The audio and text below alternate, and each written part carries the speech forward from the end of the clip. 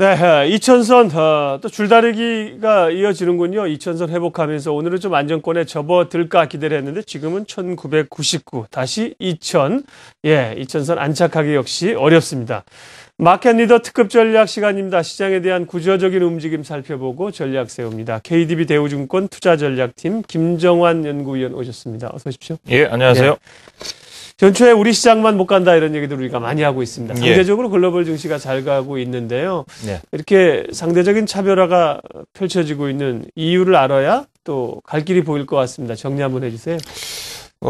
일단 그 해마다 1월이 되면은 국내 시장 같은 경우에 그 외국인의 그 순매수세가 많이 들어왔었는데 올해 들어서는 좀 그렇지 않다. 특히 그 이머징 아시아 쪽에서도 외국인의 순매수가 이어지고 있는데 국내 시장 같은 경우에는 지난주에도 한 외국인들이 전체적으로 한 5천억 정도를 이제 순매도를 했고 이번 주 들어서도 일평균 한 2천억 정도 순매도를 이제 하고 있습니다.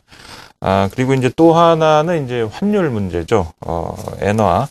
엔화가 이제 같이 하락을 가져오기 때문에 우리의 그 수출 기업들, 특히 이제 IT라든지 가전, 자동차 관련 주식들이 이제 약세를 보여주고 있다. 뭐 이런 요인들이 이제 복합적으로 작용을 하고 있다 이렇게 말씀드릴 수가 있겠습니다.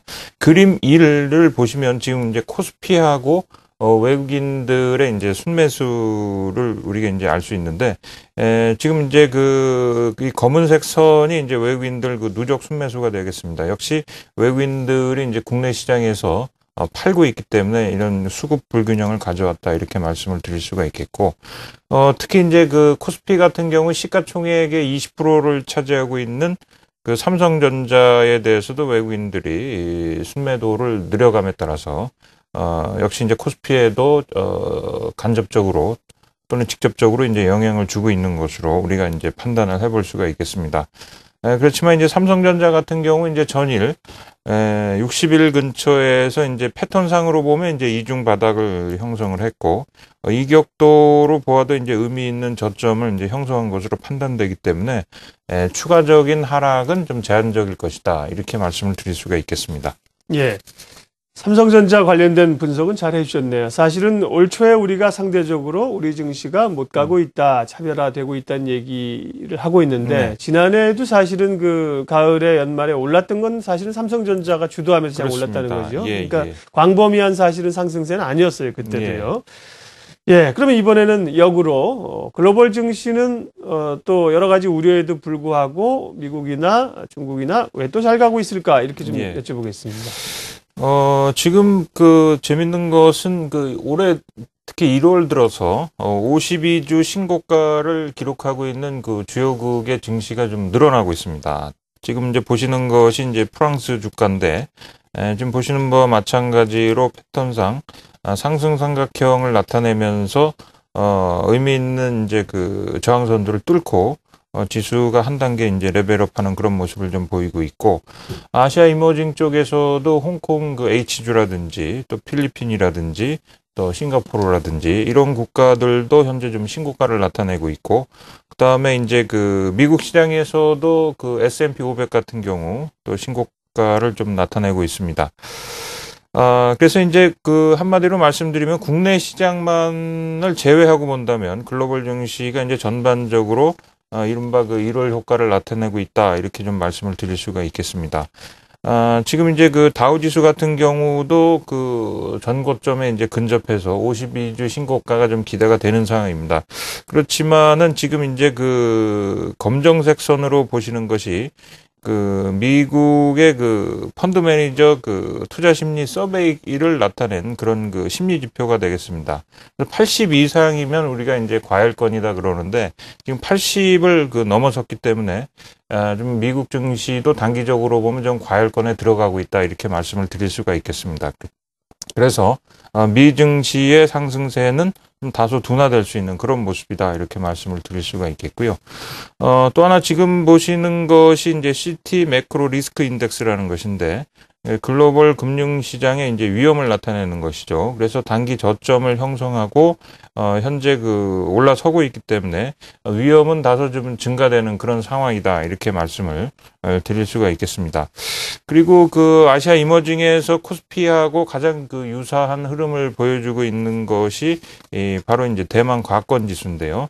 대만 가권 지수 같은 경우는 전체 지수에서 IT 종목이 차지하는 비중이 약 한 50% 정도 되기 때문에 IT 기업의 움직임에 따라서 글로벌 IT 기업의 움직임에 따라서 주가가 이제 연동되는 그런 경향이 있는데 지금 보시는 바와 마찬가지로 이제 애플 주가가 지난해 10월 이후 계속 조정세입니다. 그래서 이런 것들이 현재 주가에 좀 반영돼서 전체적으로 상승 탄력이 좀 둔화되는 것이 아닌가 이런 생각을 갖게 됩니다. 예, 글로벌 증시는 1월 효과를 톡톡히 누리면서 강세 기조를 유지하고 있는데 이쪽도 단기적으로는 조금 고점 부담이 있다는 말씀이세요. 자, 우리 시장은 그럼 이제 남은 또 1월, 2월을 준비하면서 어느 방향으로 흘러갈지 전략은 어떻게 짤까요? 관심 분야. 전체적으로 이제 올해 들어서 우리가 이제 예상하지 못했던 이제 변수가 한 두 가지 정도로 말씀을 드릴 수가 있겠습니다. 앞서서 말씀드렸다시피 이제 엔화 가치의 이제 하락이 있겠고 또 하나는 외국인들이 이제 기존의 사례와는 다르게 올해 들어서는 순매도로 좀 전환하고 있다. 물론 이제 뱅가드라든지 우리가 이제 생각하지 못했던 것들이 좀 진행 중인데 아무튼 이제 이런 변수에 의해서 국내 증시의 이제 상승 탄력이 이제 둔화된 것은 또 사실입니다. 지금 이제 보시는 것이 이제 글로벌 자동차 업체의 이제 주가가 되겠는데요. 전체적으로 보시게 되면은 미국의 포드라든지 일본의 도요다는 의미 있는 저점을 형성하고 현재 상승세를 나타내고 있지만 우리 국내 기업인 현대차 같은 경우는 현재 조정 흐름을 보이고 있습니다. 물론 이제 도요다하고 현대차만 본다면은 전체적으로 엔화 가치 하락과 관련돼서 이제 이런 현상이 나타나고 있다 이렇게 말씀을 드릴 수가 있겠고 그래서 이제 엔화 가치의 하락이 이제 앞서도 말씀드렸지만은 IT 가전, 자동차 관련 업체 즉 다시 말씀드리면 수출형 기업의 주가 조정을 가져오고 있다 이렇게 좀 말씀을 드릴 수가 있겠습니다. 그래서 이러한 환율과 수급 불균형 상태가 이제 당분간 이어진다면은 주가도 역시 상승 탄력이 그렇게 강화되지는 않고 제한적인 움직임을 보일 것으로 우리가 이제 생각을 해볼 수가 있겠습니다. 그래서 전일 모처럼 한 6거래일 만에 코스피 같은 경우 이제 21선 위로 다시 올라섰습니다.